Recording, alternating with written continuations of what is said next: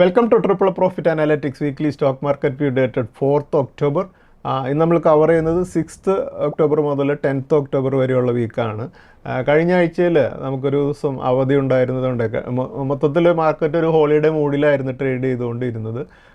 കഴിഞ്ഞ ആഴ്ചയിലെ വീക്ക്ലി ചാർട്ടാണ് നമ്മളിപ്പോൾ കാണുന്നത്. നമുക്ക് കാണാം മാർക്കറ്റിൽ ലാസ്റ്റ് 2 ദിവസം ഒരു അപ് ട്രെൻഡിൽ മൂവ് ചെയ്തുകൊണ്ട് മാർക്കറ്റ് ഒരു 239 പോയിൻറ്റ്സ് ഉയർന്ന് 24,894 ക്ലോസ് ചെയ്തിരുന്നത്.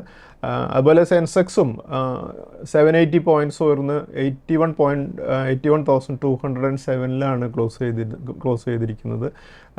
മിഡ് ക്യാപ് ഇൻഡെക്സ് നോക്കുകയാണെങ്കിൽ 1,124 പോയിൻറ്റ്സ് ഉയർന്ന് 57,503 കഴിഞ്ഞ ആഴ്ചയിൽ ക്ലോസ് ചെയ്തിരിക്കുന്നത്. അതുപോലെ സ്മോൾ ക്യാപ് ഇൻഡെക്സ് 317 പോയിൻറ്റ്സ് ഉയർന്ന് 17,878 കഴിഞ്ഞ വീക്കിൽ ക്ലോസ് ചെയ്തിരിക്കുന്നത് നമുക്ക് കാണാൻ സാധിക്കും. കഴിഞ്ഞ ആഴ്ചയിൽ ഉണ്ടായൊരു പ്രധാനപ്പെട്ട event reserve bank of India monetary policy review മീറ്റിങ്ങിൽ റീപ്പോ റേറ്റ് 5.5% തന്നെ നിലനിർത്തുകയാണ് ചെയ്തത്. ഇതിന് തൊട്ട് മുമ്പുള്ള മീറ്റിങ്ങിലും റീപ്പോ റേറ്റ് അതേപടി തന്നെ നിലനിർത്തുകയാണ് ചെയ്തത്. അതുപോലെ തന്നെ RBIയുടെ മോണിറ്ററി പോളിസിയുടെ അവരുടെ സ്റ്റാൻസ് ന്യൂട്രലായിട്ട് അൺചേഞ്ച്ഡ് ആയിട്ട് തന്നെ നിലനിർത്തുകയും ചെയ്തിട്ടുണ്ട്. എന്തായാലും ഇതിന് തൊട്ട് മുമ്പ് ഉണ്ടായിരുന്ന മാസങ്ങളിൽ ഫെബ്രുവരി, ഏപ്രിൽ, അതുപോലെ ജൂൺ മന്തിൽ കണ്ടിന്യൂസ് ആയിട്ട് ഒരു 100 ബേസിസ് പോയിൻറ്റ്സിൻ്റെ കട്ട് 6.5%-ൽ നിന്നും നടത്തുകയുണ്ടായി. അതിനുശേഷം ഇപ്പോൾ 2 പ്രാവശ്യവും RBI മോണിറ്ററി പോളിസി റിവ്യൂ മീറ്റിങ്ങിൽ റീപ്പോ റേറ്റ് അതേപടി നിലനിർത്തുകയാണ് ചെയ്തിട്ടുള്ളത്. നമുക്ക് വരും ദിവസങ്ങളിലും റീപ്പോ റേറ്റ് ഇതേപോലെ തന്നെ നിലനിർത്തും എന്ന് തന്നെയാണ് നമുക്ക് പ്രതീക്ഷിക്കാവുന്നത്. RBIയുടെ അടുത്ത വർഷത്തെ ഫിനാൻഷ്യൽ ഇയർ 26ലേക്കുള്ള GDP ഫോർകാസ്റ്റ് 6.8% നടത്തിയിട്ടുള്ളത്. എന്തായാലും ഇതുപോലെയുള്ള താരിഫിൻ്റെ ഒരു അൺസർട്ടനിറ്റി ഒക്കെ ഉണ്ടെങ്കിലും RBI വളരെ കോൺഫിഡൻ്റ് ആയിട്ട് അടുത്ത വർഷത്തെ നമ്മുടെ GDP ഗ്രോത്ത് 6.8%-ലേക്കും അതുപോലെ അടുത്ത വർഷത്തെ 2026 ഫസ്റ്റ് ക്വാർട്ടറിൻ്റേത് GDP ഫോർകാസ്റ്റ് 6.4%-ലേക്കുമാണ് ചെയ്തിരിക്കുന്നതെന്ന് കാണാൻ സാധിക്കും. നമ്മളിപ്പോൾ കാണുന്നത് GDPയുടെ ഒരു ഗ്രോത്തിൻ്റെ ചാർട്ടാണ്. നമുക്കറിയാം ഇതിന് മുമ്പുള്ള നമ്മുടെ GDP വന്നപ്പോൾ 7.8% ആയിരുന്നു GDPയുടെ ഗ്രോത്ത് ഉണ്ടായിരുന്നത് എന്ന് നമുക്ക് കാണാൻ സാധിക്കും ഈ ചാർട്ടിൽ നിന്നും. അതുപോലെ നമുക്ക് അടുത്ത ആഴ്ചയിൽ നമുക്ക് പ്രതീക്ഷിക്കേണ്ട 2 പ്രധാനപ്പെട്ട IPOs ഇനീഷ്യൽ പബ്ലിക് ഓഫേഴ്സ് നടക്കുന്നുണ്ട്. ഒന്ന് ടാറ്റ ഗ്രൂപ്പിൽ നിന്നുള്ള ടാറ്റ ക്യാപിറ്റലിൽ നിന്നുള്ള ഒരു NBFC കമ്പനിയാണ്. ഈ കമ്പനിയുടെ IPO സ്റ്റാർട്ട് ചെയ്യുന്നത് ഒക്ടോബർ 6th അതുപോലെ 6th മുതൽ 8th വരെയുള്ള ഡേയ്സിലാണ് ഈ IPOs നടക്കുന്നത്. ഇതെന്തായാലും നമ്മളൊരു ടാറ്റ ഗ്രൂപ്പിലൊരു IPO വരുമ്പോൾ എന്തായാലും അപ്ലൈ ചെയ്യേണ്ട ഒരു കമ്പനിയാണ് എന്ന കാര്യത്തിൽ സംശയമൊന്നുമില്ല. അപ്പോൾ ഇതിൻ്റെ ഒരു ഇഷ്യൂ സൈസ് എന്ന് പറയുന്ന ഒരു ഹ്യൂജ് സൈസായിട്ടുള്ള 15,511.87 crores ഇഷ്യൂ ആണ് നടക്കുന്നത്. ഇത് ഒരു ഫ്രഷ് ഇഷ്യൂ ഉണ്ട്, അതുപോലെ തന്നെ OFS ആയിട്ടുള്ള ഇഷ്യൂസും നടക്കുന്നുണ്ട്. അതിലൊരു പ്രൈസ് ബാൻഡ് വെച്ചിരിക്കുന്നത് 393 414 പെർ ഷെയർ ആണ് പ്രൈസിലെ ലോവർ ബാൻഡും അപ്പർ ബാൻഡും വെച്ചിട്ടുള്ളത്. എന്തായാലും നമുക്ക് അപ്ലൈ ചെയ്യുന്നവർ അപ്പർ ബാൻഡായിട്ടുള്ള 414 തന്നെ അപ്ലൈ ചെയ്യുക. അതെങ്കിലാണ് നമുക്കത് ലഭിക്കാനുള്ള പോസിബിലിറ്റി കൂടുതലുണ്ടാകുക. ലോട്ട് സൈസ് 36 ഷെയർസ് ആണ് മിനിമം ഒരു ലോട്ട് സൈസ് വരുന്നത്. അപ്പോൾ നമ്മൾ അപ്പർ ബാൻഡിൽ നോക്കുകയാണെങ്കിൽ ഒരു 14,148 rupees വേണം ഒരു ലോട്ടിന് അപ്ലൈ ചെയ്യാനായിട്ട്. ഇത് അലോട്ട്മെൻറ്റ് വരുന്നത് 9th ഒക്ടോബറിനായിരിക്കും. അതിനുശേഷം അതിൻ്റെ ലിസ്റ്റിംഗ് 13th ഒക്ടോബറിനായിരിക്കും.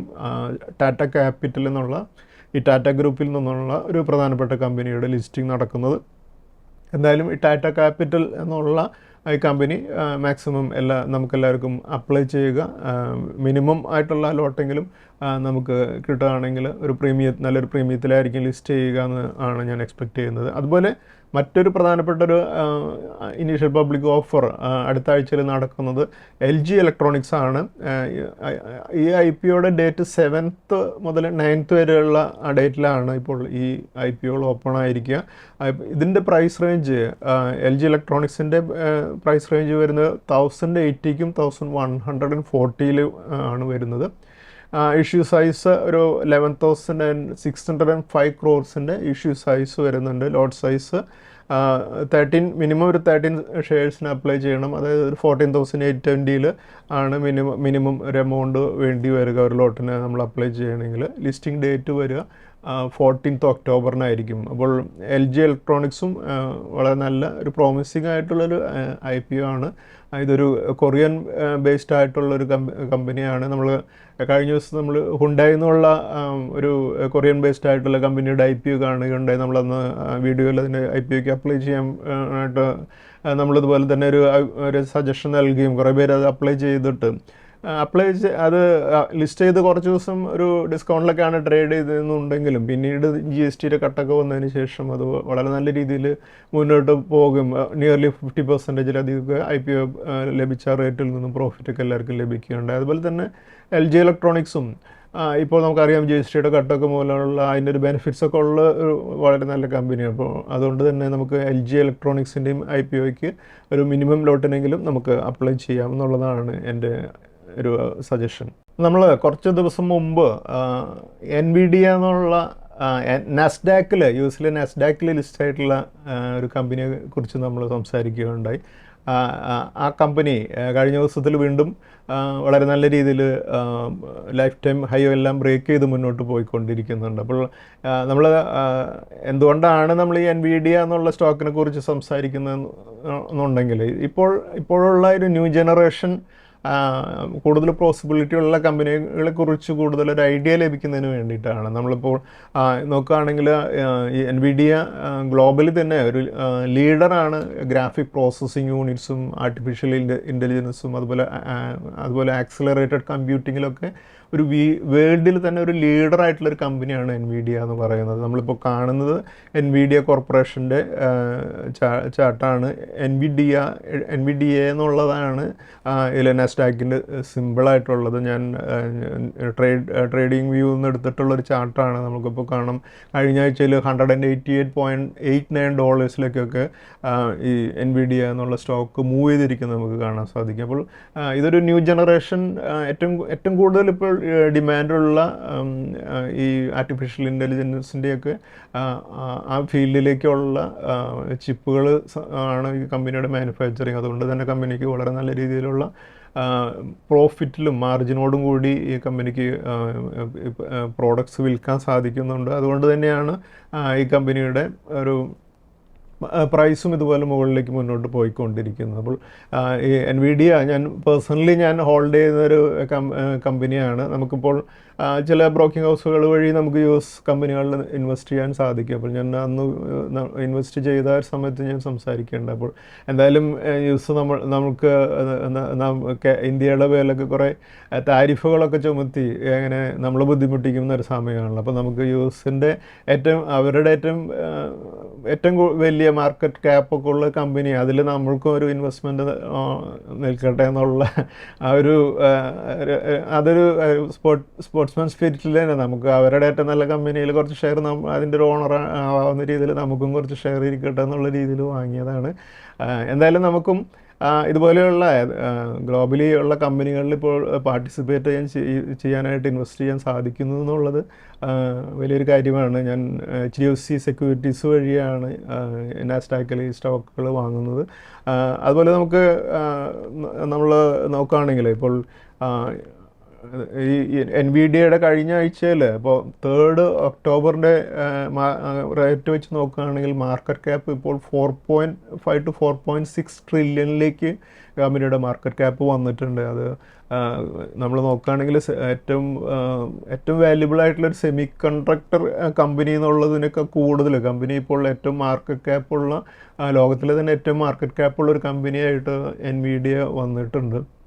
വരും ദിവസങ്ങളിലും ഇതുപോലെ ആർട്ടിഫിഷ്യൽ ഇൻ്റലിജൻസിൽ വരുന്ന ഗ്രോത്തും അതുപോലെയുള്ള AI ഹാർഡ്വെയറും പിന്നെ അതുപോലെ തന്നെ NVIDIAയ്ക്കുള്ള പാർട്ട്ണർഷിപ്പ് OpenAIയും അതുപോലെ എല്ലാ മേജറായിട്ടുള്ള AI അതുപോലെ തന്നെ ഗ്രാഫിക് ടെക്നോളജീസൊക്കെ ചെയ്യുന്ന കമ്പനികളായിട്ടൊക്കെ NVIDIAയ്ക്ക് പാർട്ട്ണർഷിപ്പുകളുണ്ട്. നമ്മളിപ്പോൾ കഴിഞ്ഞ ദിവസത്തിൽ NVIDIA ആയിട്ടുള്ള പാർട്ട്ണർഷിപ്പ് ചെയ്ത നമ്മുടെ നെറ്റ്വെബ് ടെക്നോളജീസ് എന്നുള്ള കമ്പനി ഇന്ത്യയിൽ നമ്മൾ കഴിഞ്ഞ വീക്കിൽ വീഡിയോയിൽ അതിനെക്കുറിച്ച് ഡിസ്കസ് ചെയ്തതാണ്. ആ സ്റ്റോക്ക് കഴിഞ്ഞ ആഴ്ചയിലും വളരെ നല്ല രീതിയിൽ മോർ ദാൻ 15% ഒക്കെ ഒരു ദിവസം റാലി ചെയ്യുന്നുണ്ടായിരുന്നു.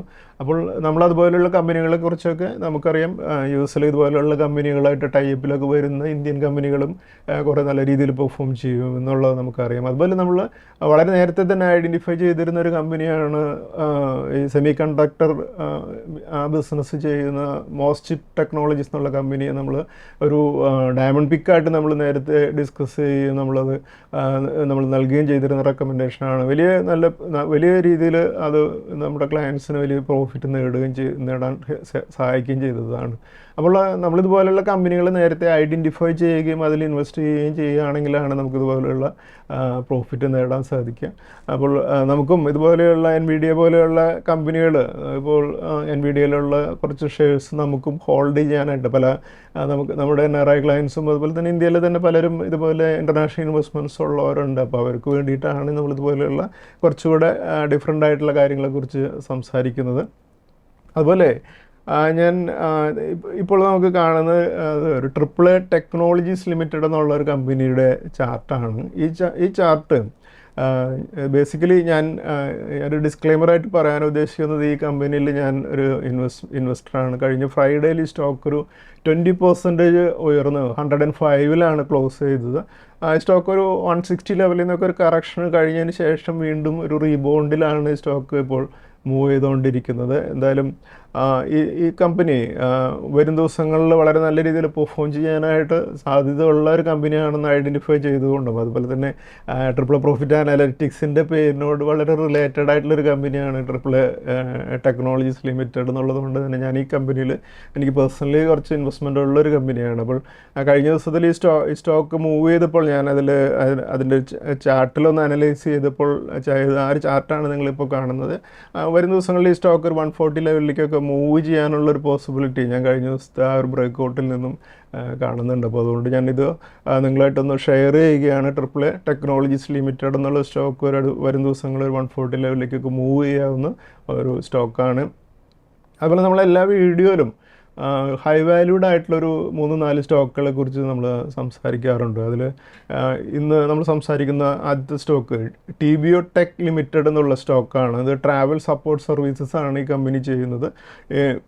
കഴിഞ്ഞ ദിവസത്തിൽ സ്റ്റോക്ക് ട്രേഡ് ക്ലോസ് ചെയ്തിരിക്കുന്നത് 1600 TBO ടെക് ലിമിറ്റഡ് ഒരു അപ് ട്രെൻഡിലാണ്. ഈ സ്റ്റോക്ക് വരും ദിവസങ്ങളിൽ നല്ല രീതിയിലൊരു അപ്വേർഡ് മൂവ്മെൻറ്റ് ലഭിക്കാവുന്ന ഒരു സ്റ്റോക്കാണ്.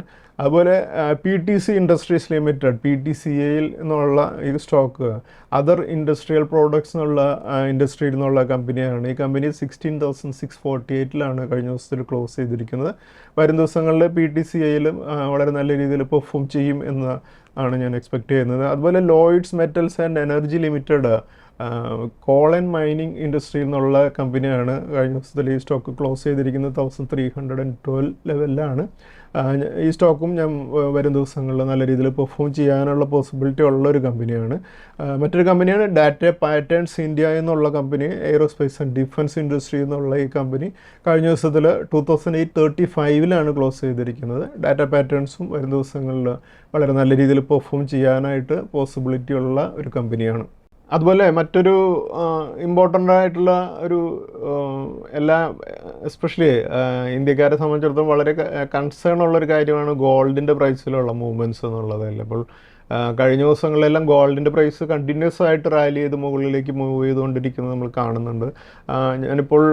ഇപ്പോൾ കാണുന്ന ചാർട്ട് ഇൻ്റർനാഷണൽ ഗോൾഡിൻ്റെ പെർ ഔൺസിൽ USD പെർ ഔൺസിലുള്ള ഒരു ചാർട്ടാണ്. നമുക്ക് കാണാൻ 2010 $1,190 ട്രേഡ് ചെയ്തിരുന്ന ഗോൾഡ് ഇപ്പോൾ 2020 വന്നപ്പോൾ $1,540 മൂവ് ചെയ്യും. പക്ഷേ നമുക്ക് കാണാം 2025 നമ്മൾ കഴിഞ്ഞൊരു മാസത്തിൽ നമ്മൾ ഡിസ്കസ് ചെയ്തപ്പോൾ 3650 ലെവലിലായിരുന്നു സെപ്റ്റംബർ മന്തിൽ ആക്ച്വലി ട്രേഡ് ചെയ്തുകൊണ്ടിരുന്നത്. ഇപ്പം കഴിഞ്ഞ ദിവസം ഫ്രൈഡേയിൽ 3870 ലെവലിലാണ് ഗോൾഡ് ട്രേഡ് ചെയ്തുകൊണ്ടിരിക്കുന്നത്. നമുക്ക് കാണാൻ സാധിക്കും കണ്ടിന്യൂസ് ആയിട്ടുള്ള ഒരു അപ്വേർഡ് മൂവ്മെൻ്റാണ് ഗോൾഡിൻ്റെ കാര്യത്തിൽ നടക്കുന്നത്. അപ്പോൾ പലരും ഗോൾഡിൻ്റെ മൂവ്മെൻറ്റിനെ കുറിച്ച് എൻ്റെ അടുത്ത് സംസാരിക്കാറുണ്ട്. അപ്പോൾ ഞാനിപ്പോഴും അഡ്വൈസ് ചെയ്യാറുള്ള ഗോൾഡ് നമുക്ക് ലഭിക്കുന്ന ഗോൾഡ് വാങ്ങാൻ ഉദ്ദേശിക്കുന്ന ഫണ്ട് കൊണ്ട് നമ്മൾ പ്രൈസ് താഴ്ന്ന് വെയിറ്റ് ചെയ്യാതെ പലപ്പോഴായിട്ട്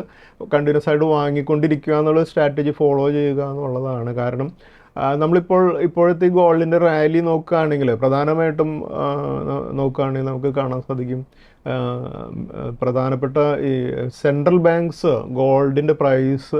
ഗോൾഡിൻ്റെ ബൈയിങ് വളരെയധികം ഉയർത്തിയിട്ടുണ്ട് നമുക്ക് കാണാൻ സാധിക്കുമ്പോൾ ഈ ഒരു വർഷം തന്നെ 48% 2025 ഗോൾഡിൻ്റെ പ്രൈസ് മൂവ് ചെയ്തിട്ടുണ്ട് എന്നുള്ളതാണ് നമുക്ക് കാണാം.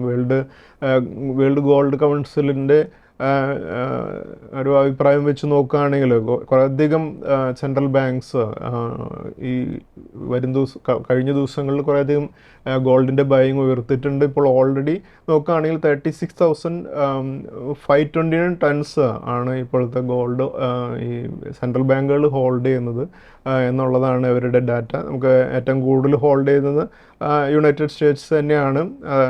ഓൾമോസ്റ്റ് 8,133 ടൺസോളം ഗോൾഡ് അവർ ഹോൾഡ് ചെയ്യുന്നുണ്ട്. ഇപ്പോൾ ഇതിൻ്റെ ഒരു ഡാറ്റ ഞാൻ കഴിഞ്ഞ ദിവസത്തിൽ നോക്കിയപ്പോൾ യുണൈറ്റഡ് സ്റ്റേറ്റ്സ് 8,133 ടൺസ് ആണെങ്കിൽ ജർമ്മനി 3,350 ടൺസും, അതുപോലെ പിന്നീട് ഇറ്റലിയും ഫ്രാൻസും അതുപോലെയുള്ള കൺട്രീസും ആണെങ്കിൽ ഇന്ത്യ വരുന്നത് 880 ടൺസാണ് ഇന്ത്യ ഹോൾഡ് ചെയ്യുന്നത്.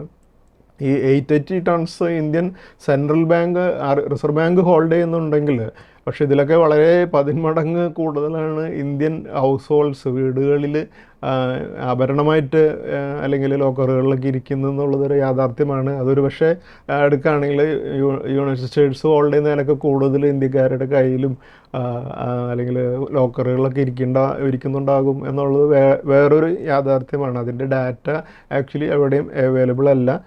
അപ്പോൾ എന്തായാലും ഗോൾഡിൻ്റെ ഇതുപോലെയുള്ളൊരു റാലി കണ്ടിന്യൂ ചെയ്തുകൊണ്ടിരിക്കുകയാണ്. ഒരു പക്ഷേ ഇപ്പോഴത്തെ ഈ ജിയോ പൊളിറ്റിക്കൽ അൺസർട്ടനിറ്റിയും അതുപോലെ സെൻട്രൽ ബാങ്ക്സിൻ്റെ ബൈയിങ്ങും പിന്നെ നമുക്കറിയാം ഈ താരിഫ് മൂലമുള്ള ഒരു അൺസർട്ടനിറ്റി മൂലമൊക്കെ ഇനി വരും ദിവസങ്ങളിലും ഗോൾഡിൻ്റെ പ്രൈസ് ഇനിയും മുകളിലേക്ക് മൂവ് ചെയ്യാനുള്ള പോസിബിലിറ്റി ഉണ്ട്. അതുകൊണ്ട് റേറ്റ് താഴ്ന്നത് വരെ വെയിറ്റ് ചെയ്യാതെ കണ്ടിന്യൂസ് ആയിട്ട് നമ്മൾ ഫണ്ടിൻ്റെ അവൈലബിലിറ്റി അനുസരിച്ച് ഗോൾഡ് വാങ്ങുന്നവർ അതിലേക്കുള്ള അലൊക്കേഷൻ അതുപോലെ തന്നെ ചെയ്തുകൊണ്ടിരിക്കുക എന്നുള്ളതാണ് നമുക്ക് ചെയ്യാവുന്ന ഒരു പ്രാക്ടിക്കലായിട്ടുള്ളൊരു സ്ട്രാറ്റജി. അതുപോലെ നമ്മുടെ ഈ വീക്കിലെ ഏറ്റവും ബെസ്റ്റ് പെർഫോമിംഗ് സ്റ്റോക്കുകൾ ഏതൊക്കെയാണെന്ന് നോക്കുമ്പോൾ സമാൻ ക്യാപിറ്റൽ 19% ഉയർന്നു, ഏജിസ് ലോജിസ്റ്റിക്സ് 17% ഉയർന്നു, നെറ്റ്വെബ് ടെക്നോളജീസ് 16% ഉയർന്നു, ഏജിസ് വോപാക് ടെർമിനൽസ് 16% ഉയർന്നു, ടാറ്റ ഇൻവെസ്റ്റ്മെൻറ്റ് 15% ഉയർന്നു, മാംഗ്ലൂർ റിഫൈനറി 12% ഉയർന്നു, L&T ഫിനാൻസ് 11% ഉയർന്നു, നുവാമ വെൽത്ത് 10% ഉയർന്നു, സൺടെക് നെറ്റ്വർക്ക് 10% ഉയർന്നു, നാഷണൽ അലുമിനിയം 10% ഉയർന്നു, എയ്തർ എനർജി 9% ഉയർന്നു, ഹിന്ദുസ്ഥാൻ സിങ്ക് 9% ഉയർന്നു, വോക്കാർഡ് 9% ഉയർന്നു, PTC ഇൻഡസ്ട്രീസ് 9% ഉയർന്നു, അതുപോലെ IFCI 9% ഉയർന്നാണ് ക്ലോസ് ചെയ്തത്. അതുപോലെ നമ്മൾ കഴിഞ്ഞ വീക്കിൽ 4 ഇൻസ്റ്റിറ്റ്യൂഷൻസിൻ്റെ ഡാറ്റ നോക്കുമ്പോൾ FIs 8,347.3 ക്രോഡ്സിൻ്റെ സെല്ലേഴ്സ് ആയിരുന്നു. അതേസമയം ഡൊമസ്റ്റിക് ഇൻസ്റ്റിറ്റ്യൂഷൻസ് 13,013.4 ക്രോഡ്സിൻ്റെ ബയേഴ്സും ആയിരുന്നു. അടുത്തായി നമുക്കിനി നിഫ്റ്റിയുടെ അനാലിസിസിൽ കിടക്കാം. നമ്മളിപ്പോൾ കാണുന്ന നിഫ്റ്റിയുടെ കഴിഞ്ഞ വീക്കിലെ ട്രേഡിംഗ് പാറ്റേൺ ആണ്. കഴിഞ്ഞ ആഴ്ചയിൽ ഒക്ടോബർ 2 മഹാത്മാഗാന്ധി ജയന്തിയുടെ ഹോളിഡേ ആയതുകൊണ്ട് നമുക്ക് 4 വർക്കിംഗ് ഡേയ്സ് മാത്രമാണ് ഉണ്ടായിരുന്നത്. 26 സെപ്റ്റംബർ മാർക്കറ്റ് ക്ലോസ് ചെയ്തിരുന്നത് 24,654 29 സെപ്റ്റംബറിന് 19 പോയിൻറ്റ്സ് താഴ്ന്ന് ക്ലോസ് ചെയ്ത നിഫ്റ്റി 30th സെപ്റ്റംബറിന് 23 പോയിൻറ്റ്സോടെ താഴ്ന്നു. അതിനുശേഷം 1 ഒക്ടോബറിന് 225 പോയിൻറ്റ്സിൻ്റെ ഒരു നല്ല റാലിയോടുകൂടിയും അതിനുശേഷം 3 ഒക്ടോബറിന് 57 പോയിൻറ്റ്സോടെ ഉയർന്ന് നിഫ്റ്റി ക്ലോസ് ചെയ്തത് 24,894 എന്തായാലും കഴിഞ്ഞ വീക്കിൽ 239 പോയിൻറ്റ്സോടെ ആഡ് ചെയ്താണ് നിഫ്റ്റി കഴിഞ്ഞ വീക്കിൽ ക്ലോസ് ചെയ്തിരിക്കുന്നത്. നമ്മളിപ്പോൾ കാണുന്നത് നിഫ്റ്റിയുടെ മന്ത്ലി ചാർട്ടാണ്. നമുക്ക് കാണാം സെപ്റ്റംബർ മന്ത് 184 പോയിൻറ്റ്സ് ആഡ് ചെയ്ത് ക്ലോസ് ചെയ്ത നിഫ്റ്റി ഒക്ടോബർ മന്തിൽ 283 പോയിൻറ്റ്സ് കൂടെ ആഡ് ചെയ്താണ് ഇപ്പോൾ ട്രേഡ് ചെയ്തുകൊണ്ടിരിക്കുന്നത്. അതുപോലെ നമ്മളിപ്പോൾ കാണുന്നത് നിഫ്റ്റിയുടെ വീക്കിലി ചാർട്ടിൽ നമുക്ക് പ്രധാനപ്പെട്ട DMAs മാർക്ക് ചെയ്തിരിക്കുന്നത് നോക്കുമ്പോൾ നിഫ്റ്റിയുടെ 200 DMA വരുന്നത് 24,164 50 DMA വരുന്നത് 24,839 100 DMA വരുന്നത് 24,944 20 DMA വരുന്നത് 24,990 അതുപോലെ ഡെയിലി ചാർട്ടിൽ പ്രധാനപ്പെട്ട സപ്പോർട്ട് റെസിസ്റ്റൻസുകൾ മാർക്ക് ചെയ്യുമ്പോൾ പിവറ്റ് പോയിന്റ് വരുന്നത് 24,795 അതിന് മുകളിൽ റെസിസ്റ്റൻസുകൾ വരുന്നത് 25,003, 25,112, 25,320, 25,669, 25,847, 26,245 എന്നീ ലെവൽസാണ്.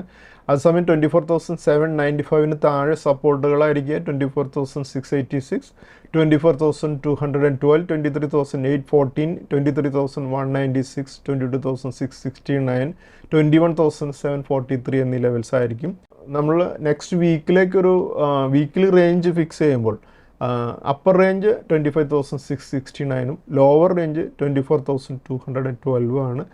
പിവറ്റ് പോയിന്റ് ആയിട്ട് നിൽക്കുക 24,795 ആയിരിക്കും. അടുത്തായി നമുക്ക് നെക്സ്റ്റ് വീക്കിലെ ഇൻവെസ്റ്റ്മെൻറ്റ് സ്ട്രാറ്റജീസിലേക്ക് കടക്കുമ്പോൾ ഇന്നത്തെ സ്റ്റോക്ക് ഓഫ് ദി വീക്കായിട്ട് നമ്മൾ ഡിസ്കസ് ചെയ്യുന്നത് ബോറോസിൽ റിന്യൂവബിൾസ് ആണ്. ഈ സ്റ്റോക്ക് ഒരു ബ്രേക്കൗട്ടോട് കൂടി 625 ലെവലിലേക്ക് മൂവ് ചെയ്താണ് ക്ലോസ് ചെയ്തിരിക്കുന്നത്. ഈ 625 മുകളിലേക്ക് സ്റ്റോക്ക് മൂവ് ചെയ്യുകയാണെങ്കിൽ ബോറോസിൽ റിന്യൂവബിൾസിൻ്റെ അടുത്തൊരു റെസിസ്റ്റൻസ് 690 ആണ്. അതുകൊണ്ട് നമ്മുടെ ഇന്നത്തെ stock of the week Borosil Renewables ആണ്. അടുത്ത റെസിസ്റ്റൻസ് 690 ആണ്. അതുപോലെ നമ്മുടെ ഇന്നത്തെ ട്രിപ്പിൾ ടെക്നിക്കൽ പിക്കായിട്ട് നമ്മൾ ഡിസ്കസ് ചെയ്യുന്നത് പൂനാവാല ഫിൻകോർപ്പ് എന്നുള്ള സ്റ്റോക്കാണ്. ഈ സ്റ്റോക്ക് വളരെ നല്ലൊരു അപ്വേർഡ് ഡയറക്ഷനോട് മൂവ്മെൻറ്റോട് കൂടി 524 കഴിഞ്ഞ വീക്കിലും ക്ലോസ് ചെയ്തിരിക്കുന്നത്. 524 മുകളിൽ പൂനാവാല ഫിൻകോർപ്പിൻ്റെ അടുത്ത റെസിസ്റ്റൻസ് 580 ആണ്.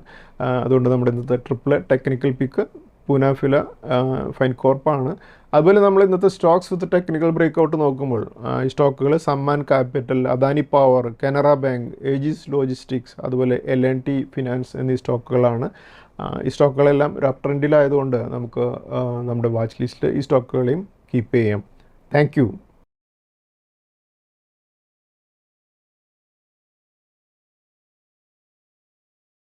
സെബി നൽകുന്ന രജിസ്ട്രേഷനും നിസം സർട്ടിഫിക്കേഷനും റിസർച്ച് അനലിസ്റ്റിന്റെ പ്രകടനത്തിന് ഒരു ഉറപ്പും നൽകുന്നില്ല.